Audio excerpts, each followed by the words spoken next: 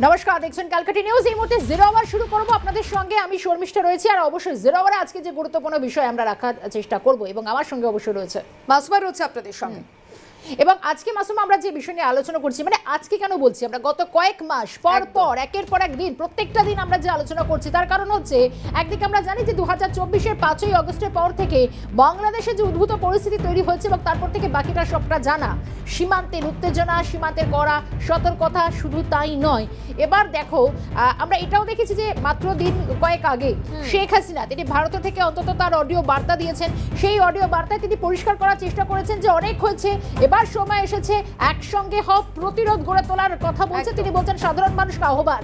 আর এখান থেকে আমি বলবো, এই সাধারণ মানুষকে যখন একসঙ্গে প্রতিরোধ গড়ে তোলার কথা বলছেন শেখ হাসিনা, বার্তা দিচ্ছেন, এবং তারপর দেখা যাচ্ছে আওয়ামী লীগ থেকে শুরু করে একের পর এক সাধারণ মানুষ বাংলাদেশে, কারণ তারাও যে পরিস্থিতির মধ্যে রয়েছেন, তারা বলছেন যে অন্তত এই অবস্থা থেকে অবসান হোক, একটা সুষ্ঠু পরিস্থিতি ফিরে আসুক। কিন্তু বিষয় হচ্ছে কোথাও এই সাধারণ মানুষকে জঙ্গিরা কাজে লাগাতে চাইছে। জঙ্গি উপদ্রুত যে সংখ্যাটা সেটা ক্রমশ বাড়ছে, আর এখানেই আরো অনেক বেশি যেন কড়া সতর্ক হচ্ছে, কারণ ভারতীয় সীমান্তে জঙ্গিদের দৌরাত্ম্য আমরা দিনের পর দিন দেখছি, কারণ ভারতে ঢুকতে চাইছে হিজবুত জঙ্গি।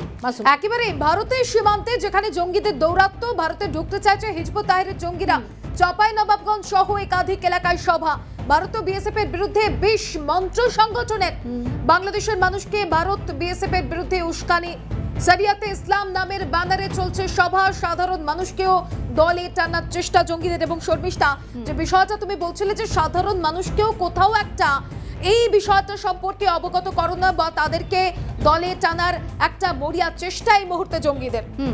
এবং শুধু তাই নয়, এই যে চাঁপাইনবাবগঞ্জ থেকে শুরু করে বিভিন্ন জায়গায়, শুধু কি তাই, কারণ একদিকে দেখো আমাদের ভারতের তরফ থেকে যেরকম বিএসএফ এবং সীমান্তে অতন্ত্র প্রহরা রয়েছে, কিন্তু একের পর এক ঘটনা আমরা দেখছি যে বিশেষ করে রাতের বেশ কিছুটা সময় এমনভাবে অন্তত জঙ্গিরা বা বিভিন্নভাবে ব্যবহার করা হচ্ছে। মানে ভারত বিদ্বেষটা এখন তো নতুন কিছু না, ভারত বিদ্বেষী মনোভাব, এক পেশে কথাবার্তা, কিন্তু ভারতটা কিন্তু এখনো একটা শুধুমাত্র তারা সতর্ক রয়েছেন।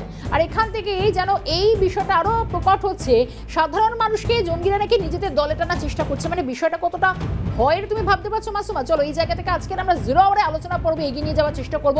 আর্য ঘোষ আমাদের সঙ্গে রয়েছেন, জাতীয় নিরাপত্তা উপদেষ্টা বিশেষজ্ঞ আমাদের সঙ্গে রয়েছেন। আর্যবাবু, অনেক স্বাগত জানাবো আপনাকে। আজকেও একটা সুন্দর আলোচনা আমরা এবং অনেক কিছু জানার চেষ্টা করব আপনাদের কাছে। আপনি রয়েছেন, কিন্তু একটা বিষয়, মানে এই যে ছবিটা আমরা দেখতে পাচ্ছি, শেখ হাসিনা তাকে যখন মুখ বন্ধ করার চেষ্টা করছে বাংলাদেশি ইউনিস প্রশাসন, কিন্তু শেখ হাসিনা যখন তিনি বলছেন যে প্রতিরোধ গড়ে তুলতে হবে, সকলে একত্রিত হও এবং সাধারণকে আহ্বান করছেন, ঠিক একইভাবে তো এই সাধারণকেই অন্তত দলে টানার চেষ্টা করছে, তাদেরকে রীতিমতো জঙ্গি বানানোর একটা, কোথাও বলবো মগজ ধোলাই করার একটা মরিয়া চেষ্টা করা হচ্ছে। মানে এই যে পরিস্থিতিটা তৈরি হয়েছে, এটা তো সত্যি শঙ্কার। এটা আপনাদের সঙ্গে আলোচনা আমি বলে আসছি অনেকদিন ধরে, আপনারাও ছিলেন লাস্ট আলোচনা আমার সঙ্গে। আমি তো প্রতিদিন বলে আসছি, তো আমি স্পেসিফিক ইনপুটের এগেনস্ট মানে স্পেসিফিক ইনপুটের ভিত্তিতে বলি কথা। তো আমি একবার বলেছিলাম যে আমি তো হোয়াটসঅ্যাপ ইউনিভার্সিটি আর আপনার এই নিয়ে বসি না, উইকিপিডিয়া নিয়ে বসি না এখানে। তো আমি যে কাজটা করি সেটা ন্যাশনাল সেফটি অ্যান্ড সিকিউরিটি অ্যানালিস্টের কাজ করি। তো অ্যানালিসিস যখন করতে হয় তখন সেটা দায়িত্ব নিয়ে করতে হয়, এবং সেখানে অনেক পরিশ্রম করতে হয় আমাদের। তো সেই জন্যই বলছি, এখানে দেখুন যে ইঙ্গিতগুলো পরপর আপনি দেখুন। এখানে বিএনপি, আমি বারবার বলছি, আমি কিন্তু আওয়ামী লীগ বা কোনো দলের প্রতিনিধিত্ব করছি না। এখানে যেটা দেখতে হবে, বিএনপি যিনি মহাসচিব রুহুল কবির রিজভী ওনার নাম, তো ওনার পোস্টগুলো আপনারা দেখুন, আপনারা জাস্ট কালকের পোস্টগুলো দেখুন, কালকে বা পরশুর ফেসবুক পোস্ট, তাতে উনি সাপোর্ট করতে বলছেন ইউনিসের এই দখলদারদেরকে। প্রথমত বাংলাদেশ কিসে চলছে? একটা দখলদার বাহিনীর হাতে। প্রধানমন্ত্রী শেখ হাসিনা, তার কোনো ইস্তফার ব্যাপার নেই, কিচ্ছু নেই, জাস্ট একটা আদালতের নির্দেশে পুরো আপনার ওনাদের সংসদটাকে ভেঙে দেওয়া হয়েছে।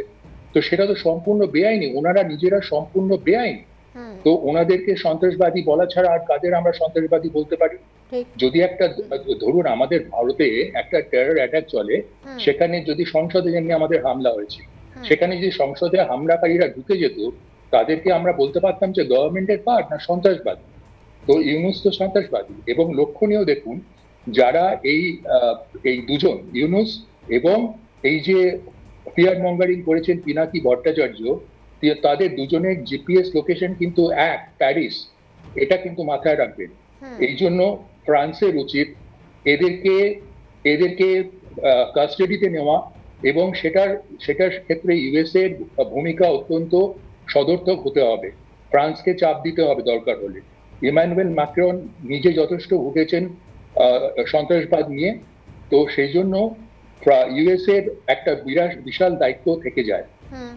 আমি আবার নিরপেক্ষ জায়গা থেকে আরেকটা কথা বলবো, ভারত খুব স্ট্র্যাটেজিক্যালি একটা ভুল করেছে তালিবানের সঙ্গে স্ট্র্যাটেজিক অ্যালায়েন্সে গিয়ে, এটা আমি পরিষ্কার করে বলতে চাই। কেননা আজকে পিপল টু পিপল কন্ট্যাক্ট কিন্তু ভারত ইউজ করেছে। রাশিয়ার থেকে যে গ্যাস পাইপলাইনটা আসবে সেখানে পিপল টু পিপল কন্ট্যাক্ট দেওয়া খুব দরকার। কেননা ওখানে যদি একটা সাবোটাজ হয় ওই গ্যাস পাইপলাইনে, যারা স্থানীয় অধিবাসী আছেন তাদের ভারতের প্রতি যে শ্রদ্ধাটা ছিল না, সেই শ্রদ্ধাটা ভারত হারিয়েছে, পরিষ্কার কথা। এবারে দেখুন ট্রাম্প 19 তারিখে ওয়াশিংটনে, জানুয়ারির 19 তারিখে একটা তার বার্থ টেকিং এর আগে কথা বলছি, আপনাদের এই চ্যানেলে আমি বলেছিলাম কথাটা। ট্রাম্প কিন্তু বলেছিলেন, পরিষ্কার করে দিয়েছিলেন, তার আগে পরিষ্কার করেছিলেন সেবাস্টিয়ান গোরকে, সেটার কথা আমি বলেছিলাম আপনাদের। ডক্টর সেবাস্টিয়ান গোরকে হচ্ছেন ট্রাম্পের অ্যাডমিনিস্ট্রেশনে কাউন্টার টেরোরিজমের চিফ। এবারে তিনি বলেছিলেন যে আফগানিস্তানে জো বাইডেন গভর্নমেন্ট যখন অগস্ট 2021-এ বেরিয়ে চলে আসে হট করে, তালিবানের হাতে প্রায় US dollar worth 83 billion, 83 billion, ভাবুন সংখ্যাটা চিন্তা করুন, টাকা দিয়ে গুণ করলে বুঝতে পারবেন। সেখানে তাদের অস্ত্রশস্ত্র ছেড়ে আসে এবং তার মেজরিটি কিন্তু চলে যায় পাকিস্তানে। ভালো করে এই কথাগুলো শুনুন। এইবারে ওই 83 বিলিয়ন ডলারের ওয়েপনরির মধ্যে কি কি আছে? এয়ারক্রাফট আছে, গ্রাউন্ড প্লেয়ার মিউনিশন আছে, কমিউনিকেশন ইকুইপমেন্ট আছে, অনেক ধরনের আছে তো অস্ত্র। এইবারে ইউএস স্টেট ডিপার্টমেন্ট যেটা বলে, তারা আর একটা বিজ্ঞপ্তি জারি করে, তাতে তারা বলে অন্তত $7 বিলিয়ন তালিবানের হাতে আছে ওয়েপনরি, ইউএস ডলার 7 বিলিয়নের মতো। তো এইবারে ট্রাম্প ওয়াশিংটনের ওই র্যালিতে 19 জানুয়ারি 2025 এই কথাটা বলেছিলেন। আপনারা দেখে নেবেন, voice of America, Kabul news সবকিছুতে আছে। তো সেইখানে তিনি বলেছিলেন যে আমরা ওদেরকে বছরের পর বছর কোটি কোটি ডলার দেবো, তার আগে ওদেরকে কিন্তু সমস্ত অস্ত্র ফেরত দিতে হবে তালিবানকে। তারপরে আমরা এখন কিছু টাকা দেবো, কাপল অফ বাক্স, এই কথাটা ইউজ করেছিলেন। ভাবুন কতটা সাংঘাতিক ট্রাম্প তার পজিশন, মানে কথাটা বুঝুন, কাপল অফ বাক্স মানে কয়েকটা টাকা দেবো তার আগে, আর তারপরে আমরা আগে ওই অস্ত্র সমস্ত বার করে নিয়ে আসবো, তাদেরকে সমস্ত অস্ত্র দিতে হবে, এয়ারক্রাফট যা আছে দিতে হবে, তারপরে আমরা ওই কোটি কোটি ডলার আফগানিস্তানে দেবো। এবারে ভাবুন ভারতের কি দোদুল্যমান অবস্থা হয়ে গেল। ভারত আজকে এই যে আমাদের এলো আমাদের হামাজকে ট্যাকেল, হামাজ কিসের জন্য এসছে? হামাজ আজকে খুব বেকায়দায় পড়ে কিন্তু এই পাকিস্তানে এসছে, because they are running out of কিন্তু সেই বিষয়গুলো আর্যবাবু অবশ্যই উঠছে। তবে নতুন করে এই যে জঙ্গি সংগঠনগুলো, তাদের বারবারন্ত বা তাদের দৌরাত্ম দেখা যাচ্ছে কোথায়? না ভারত বাংলাদেশ সীমান্তে। হঠাৎ করে সীমান্তবর্তী এলাকাতেই তাদের দৌরাত্ম বা বারবারন্ত কেন? কোথাও গিয়ে কি ভারতে ঢোকার একটা মরিয়া চেষ্টা এই মুহূর্তে তারা চালাচ্ছেন বা চালিয়ে যাচ্ছেন? একদম একদম একদম, আমি এটা তো রিপিট করছি সব সময়। দেখুন এখানে ওদের একটা না, বাংলাদেশের সমস্যাটা কোথায় কি জানেন তো? ওদের হচ্ছে ধর্মীয়, আমরা যেটা বলি রিলিজিয়াস বিগেটরি বা ধর্মীয় গোঁড়ামি, অন্ধত্ব। এই কারণেই কিন্তু আজকে মুজিব, আপনাদেরকে একটা ভিডিও পাঠিয়েছি, এটা দেখে নেবেন, এটা আপনাদেরকে পাঠিয়েছি অ্যাসাইনমেন্টে, আপনারা দেখে নেবেন বা আপনারা চালাতেও পারেন। যে মুসাফিল ইসলাম, যিনি মেজর ডালিমের সেকেন্ড কাজিন হন, তিনি একটা ভিডিও আপলোড করেছেন, তাতে 11ই জানুয়ারি মুজিবের ভাষণটা, এটা আপনারা অবশ্যই চালাবেন, এটা আমার অনুরোধ রইল আপনাদের চ্যানেলের প্রতি। তাতে তিনি ওইটা যখনই চালাবেন না, তখনই দেখতে পাবেন সবাই যে মুজিব 11ই জানুয়ারি 1975 সালে যে ভাষণটা দিয়েছিলেন তার মৃত্যুর 8 মাস আগে, তাতে তিনি মানে সন্দেহ তখনই বলেছিলেন যে কি পরিমাণে করাপশন বাংলাদেশে চলছে। ভাবুন, একটা জাতি যখন তৈরি হচ্ছে দেশ ৭১-এর পরে ৭৫, সেইখানে আপনি ভাবুন তিনি ওইখানে বলছেন তার first batch of military cadets যারা ছিল তাদের উদ্দেশ্যে ভাষণ দিতে গিয়ে বলছেন। কি কি মর্মদায়ক, কি মর্মস্পর্শী ভাষণটা আপনারা দেখবেন, চালাবেন, সকলকে শোনাবেন। তো সেই জন্য এইটা ওদের মধ্যে রয়ে গেছে। এবং আমাদের ভারতে জাস্ট কিচ্ছু করার নেই। ওনারা ওখানে আশঙ্কা করছেন যে ভারত তাদের নিরাপত্তা জনিত কারণে তাদের সুবিধে হয় এরকম কোনো সরকার ছাড়া কাউকে বসতেই দেবে না। একদম ঠিক বলেছেন তারা। শেখ হাসিনা আজকে যে কাজটা করেছেন, তিনি আপনার চায়না সফর স্থগিত করে, কোটা আন্দোলনের আগের কথা বলছি, চায়না সফর স্থগিত করে চলে এসেছিলেন এবং আপনার ইউএস কে ওই সেন্ট মার্টিনস আইল্যান্ড দেননি জো বাইডেন যেটা চেয়েছিলেন এয়ারবেস করার জন্য। তো এই যে আপনার এই ব্যালেন্সটা করে উনি চলেছিলেন এবং জঙ্গিদেরকে উনি কঠোর হাতে দমন করেছিলেন। সেই জঙ্গিরাই কিন্তু আজকে ৩২ ধানমন্ডি ভাঙল। আজকে সমস্ত পাবলিকের সেন্টিমেন্ট গিয়ে কিন্তু শেখ হাসিনার দিকে শ্রদ্ধেয় শেখ হাসিনার দিকে গিয়ে পড়ছে। আমি কেন বলছি আই কল আ স্পেড, যেটা ঠিক সেটা ঠিক। আজকে দেখুন জামাতে ইসলামী, ওখানে আপনি বলুন ছাত্র আন্দোলনের সেদিনকে যিনি ছিলেন তাকে যে আমি জিজ্ঞেস করলাম, নিজুম স্যারের মতন একজন ব্যক্তিত্বের কাছ থেকে আমি যখন ভ্যালিডেশন পাই, কাজী মাসুম আক্তার স্যারের কাছে যখন ভ্যালিডেশন পাই, তার উপরে আমার কোনো ভ্যালিডেশন দরকার হয় না। এইখানে এইখানে এইখানে যে ওরা আপনার জামাত এবং জামাতকে সামনে রেখে আইএসআই কাজগুলো করতে চাইছে, এবং আসিম মনির এবং আসিম মালিক, এই তো তিনজন।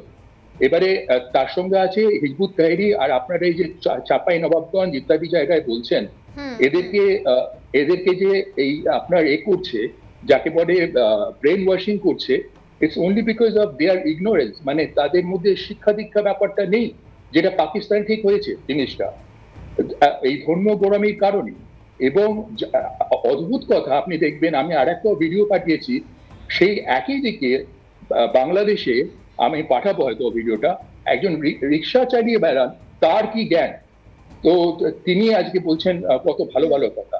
তো যাই হোক, বেশিরভাগটাই এইখানে প্রবলেমটা এইখানে উৎপত্তি, যেখানে এখান থেকে একটা বিষয় একটু জানার চেষ্টা করব, কারণ এতক্ষণ যা বিশ্লেষণ অন্তত হচ্ছে সেখান থেকে একটা জিনিস আমরা তো দেখতে পাচ্ছি যে এই যে একের পর এক ভারত বিদ্বেষী মনোভাব, শুধু তা না, এখন তো রীতিমতো তলে তলে কোথাও সাধারণ মানুষের, যেটা আপনি বলছেন যে একটা ব্রেন ওয়াশ, তাদের মগজ ধোলাই করার চেষ্টা করা হচ্ছে। কিন্তু আমরা দেখলাম যে বাংলাদেশের মাটিতে আইসিসের পতাকা উঠছে, ঘোড়ায় চড়ে আইসিস দৌড়ে বেড়াচ্ছে, বিভিন্ন সংগঠন থেকে শুরু করে অন্তত হিজবুত তাহিদ তারা প্রবেশ করছে। কিছুদিন আগে একদম শুরুতে দেখেছিলাম যে একাধিক প্রায় হাজারেরও কাছাকাছি জঙ্গি তারা হঠাৎ কোথাও নিরুদ্দেশ হয়ে গেল, জেল থেকে যাদেরকে ছেড়ে দেওয়া হলো তারা কোথায় মিলিয়ে গেলেন কেউ জানে না। কিন্তু প্রশ্ন হচ্ছে, যাদের কোমর ভাঙা, তারা অন্যের মেরুদণ্ড নিয়ে রীতিমতো আক্রমণ করার মরিয়া, এই দুঃসাহস দেখানোটা কি খুব বুদ্ধিমত্তা পরিচয় দিচ্ছে বাংলাদেশ? বুদ্ধিমত্তা দিয়ে আপনি বিচার করতে, আপনারা কেউ বিচার করতে যাবে না, আমরা কেউ বিচার করতে পারবো না। বুদ্ধিমত্তা যদি থাকতো, আজকে মাসুমা, আমি বারবার বলছি, মাসুমা আছেন, আপনি আছেন, বাংলাদেশের লাভ তো কিছু নেই। ওরা যদি বাংলাদেশের লাভ বুঝতেন, আজকে তাহলে ওই গাজীপুরে ডাকাতিটা করতে যেতেন। ওখানে আজকের অবস্থাটা শুনুন, ওখানে সন্ধ্যের পরে মহিলারা বেরোতে পারেন না, ছিনতাই থেকে আরম্ভ করে শ্লীলতাহানি থেকে আরম্ভ করে সমস্ত কিছু রেগুলার ঘটছে, সেটাকে চাপার চেষ্টা করে। আচ্ছা, সব থেকে বড় কথা, আপনারা ভিডিওটা দেখবেন, যদি না পান আমাকে বলবেন, আমি পাঠিয়ে দেবো। এই গাজীপুরে এই যে এখন অপারেশন ডেভিল হান্ট শুরু হয়েছে, অপারেশন ডেভিল হান্ট, ভাবুন সেটা কাদের কথা হচ্ছে, সমন্বয়কদের কথা হচ্ছে। অপারেশন ডেভিল হান্টে গাজীপুরের পুলিশ কমিশনার একজন সমন্বয়কের দিকে তাকিয়ে তাকিয়ে বলছেন আওয়ামী লীগের এগেনস্টে। আপনি ভাবুন, এরা জনগণতন্ত্রী বাংলাদেশ। মানে আর তারপরে কি ওই উদ্দাম নেত্র, সেদিনকে আমি কি বলেছিলাম, আমি সারা রাত জেগেছিলাম যেদিনকে ধানমন্ডি ভাঙা হয়, রাত ৮টার থেকে আমি দেখেছি ঘটনাটা, এবং সারা রাত জেগে আমি দেখেছি সেটা ওইখানে কিছু সৈন্য ঢুকলেন, তারা সৈন্য ছদ্মবেশে এসেছিলেন কিনা তাও জানা নেই, এবং ওখানে প্রত্যেকটা জিনিস ওই সামরিক অভ্যুত্থান এবং সৈন্যদের এই রাজাকার বাহিনী, এরা দায়ী, এবং তারা জাস্ট মিলিয়ে গেলেন। তারপরের ভিডিওটা কিন্তু ওই বিএনপির রুহুল কবির রিজভী, তিনি দেবাশিস বাবু আগের দিনের অনুষ্ঠানে যেটা দেখিয়েছিলেন, তিনি পোস্ট করেছেন যে ওখানে উদ্দাম নৃত্য করছে ডিমোলেশনের পরে ওই সৈন্যরা। আপনি ভাবুন, কোনো দম, আচ্ছা আপনি ভাবুন একটা একটা ঘোষিত এই কর্মসূচি নিয়েছিল, তো তারা ডেমোলেশন করবে, বুলডোজার আনবে। তো সেখানে রুহুল কবির রিজভির মতন লোকেরা ফেসবুকে পোস্ট করছেন চলে আসুন, বিভিন্ন লোকেরা।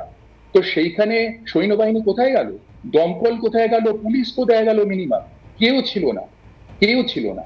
তো এটা একেবারেই হচ্ছে আর্যবাবু, প্রোগ্রাম। সেই প্রশ্নগুলো যেমন ঠিক, রাতভর তাণ্ডব চললো, রাতভর দাউ দাউ করে আগুন জ্বললো, না আছে কোনো দমকল, না আছে কোনো আধিকারিক, না আছে কোনো দমকল বাহিনী, না আছে কোনো সেনাবাহিনী। এই প্রশ্নগুলো যেমন উঠছে, ঠিক তেমনি সেই ঘটনার পর আমরা একেবারে উঠতে দেখেছিলাম আইসিস এর পতাকাকে। আইসিস এর পতাকা, এটা আমি সেকেন্ড থিং, সেদিনকে আমি ওনাকে বললাম যে ভাবুন, ছাত্র আন্দোলন, বৈষম্য বিরোধী আন্দোলন, কোটা আন্দোলন, এর সঙ্গে আইসিস এর পতাকা কোথায় যায়? আর আপনি একটা জাস্ট লিঙ্ক টানুন। প্যালেস্টাইনের পতাকা সকালে উড়েছিল, আমি সকাল অব্দি জেগে, সকালে যখন প্যালেস্টাইনের পতাকাটা উড়লো তখনই আমি অশনি সংকেতটা পেয়ে গেছিলাম। আর আমি এই এই জিনিসটা বলতে চাইনি আগে, কিন্তু I was aware of the fact যে আপনার এলওসি তে কৃষ্ণাঘাটি সেক্টরে কি হচ্ছে, কি কি কি চলছে সেটা আমি জানতাম। কৃষ্ণাঘাটি সেক্টরে যে আমাদের ইন্ডিয়ান আর্মি 7 জন এসএসজি কে মারলো, তার সঙ্গে আপনার ছিল একজন ক্যাপ্টেন, পাকিস্তানি ক্যাপ্টেন ছিল। তো সেইটার সঙ্গে সেই রাতে কিন্তু ইট ওয়াজ ডান, এই অপারেশনটা খুব সাংঘাতিক অপারেশন ছিল, এবং আমি এত বলতে পারবো না অন এয়ার, যে অপারেশন আপনারা ভাবছেন তার থেকে অনেক অনেক সাংঘাতিক ব্যাপার এটা হয়েছে। এবং সেটা একটা কুয়াশা ঘন রাত ছিল, intervening night between 4th and 5th of February 2025। 5th of February ছিল ওদের ওই কাশ্মীরি সলিডারিটি, কাশ্মীর সংহতি দিবস, যখন হামাসরা এ করে। সেই ওই ওই ওই ইন্টারভিনিং মানে ওই অন্তর্বর্তীকালীন রাতে ওই ব্যাট অ্যাকশন টিম পাকিস্তানের, তারা দুটো ফরওয়ার্ড পোস্টকে অ্যাটাক করে। তারপরেরটা এত ডিটেল আমি বলবো না, কিন্তু তারা যে ভয়ানক মৃত্যু সাফার করেছে তারা বুঝে গেছে। সেই জন্য আমি আসিম মনিরকে আর আসিম মালিককে সেদিনকে অনুষ্ঠানে বার্তাটা দিয়েছিলাম যে I'll be paid back in your own coin. আর তারপরেই কিন্তু ঘটনাটা ঘটেছে। তো যাই হোক, এই এই যে জিনিসটা, এটার সঙ্গে আপনি মেলান প্যালেস্টাইনের পতাকাটা 32 ধাপে ওড়ানো, এটা মেলাতে পারছেন? হামাস পিওকে কিন্তু আমাদের ইন্টিগ্রাল পার্ট, তাও সেটা পাকিস্তান অকুপাই করে রেখেছে। ইউএন সিকিউরিটি কাউন্সিলের 1947 এর 48 যে আপনার রেজলিউশনটা, সেটাকেই সম্পূর্ণ অগ্রাহ্য করে। আর বাংলাদেশ তো একটা সার্বভৌম রাষ্ট্র, সেইখানে যদি হামাস ঢোকে, যদি না ঢুকবে ধরে নেই, আর সেখান থেকে কলকাতায় যদি রকেট লঞ্চার দিয়ে ওরা রকেট আক্রমণ চালায়, এখানে আমাদের সমস্ত সম্প্রদায়, আমরা ইসরায়েলে ইহুদিরা প্রাধান্য পান, ওখানে আমাদের এখানে মুসলিম থেকে আরম্ভ করে সব সম্প্রদায়, তাদের সবার উপরে কি আঘাতটা নেমে আসবে, সেইটা ভারত সরকার এটা ভাবলেন না। তারা এখনো হামাসকে টেররিস্টের এই দেন না, স্বীকৃতি দেন না। এটা কত বড় একটা স্ট্র্যাটেজিক ব্লান্ডার। এক তালিবান, আর দুই হচ্ছে হামাস। এইটা আপনি দেখুন, হামাস তো আজকে এত বড় চর মেরে গেল।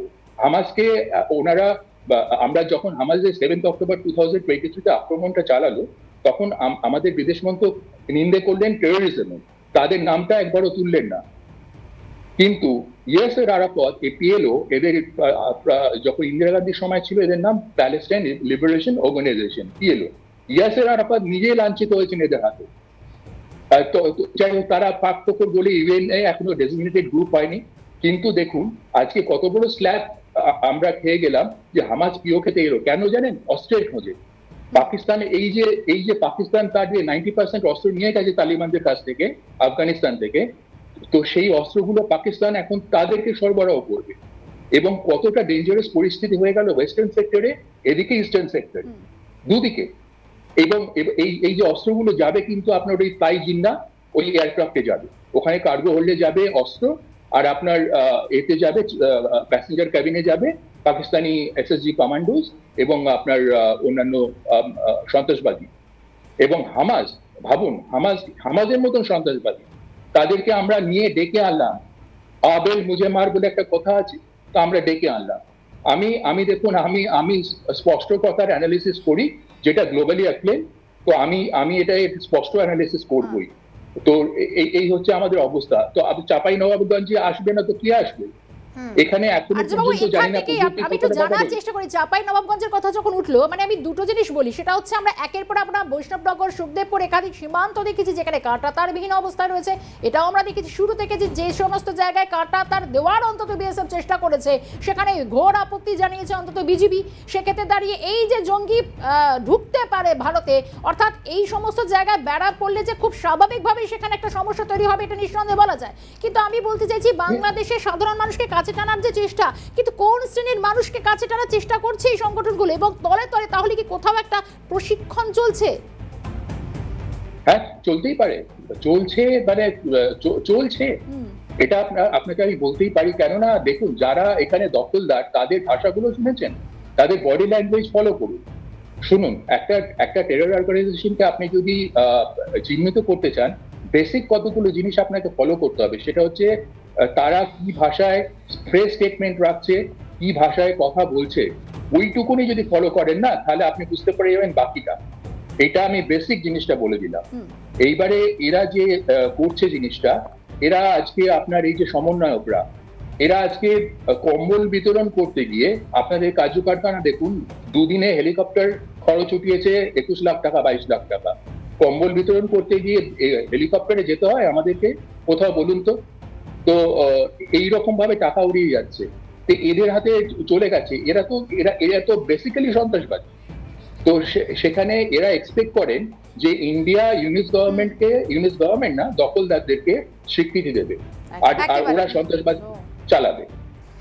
একদমই আর্যবাবু, হাতে একেবারেই সময় নেই। আপনাকে অনেক ধন্যবাদ এতটা সময় আমাদেরকে দেওয়ার জন্য এবং সুন্দরভাবে বোঝানোর জন্য, মানে এটা আমাদের দর্শকদের কাছে তুলে ধরা, এর জন্য বিশেষভাবে ধন্যবাদ জানাবো আর্যবাবুকে।